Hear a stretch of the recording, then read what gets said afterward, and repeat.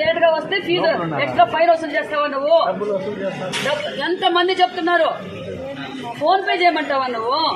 నువ్వు అర్ధరాత్రి పోయి పొద్దుతోంది సాయంకాలం 7 గంటలు పోయి నువ్వు అర్ధరాత్రికి వస్తే గేట్లు తెచ్చుకొని ఉండాలా?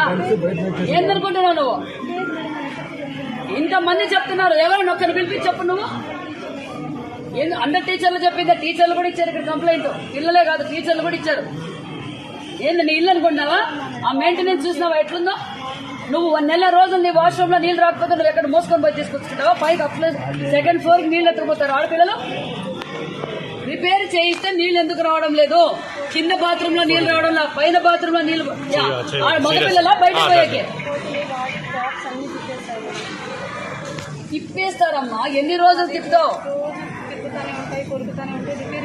అవునమ్మా, నెల రోజుల నుంచి వాళ్ళ పిల్లలు ఎక్కడి నుంచి తీసుకురావాలి? చేయిస్తావు. చేయించినందుకు ఇట్లుంది నీ మెయింటెనెన్స్.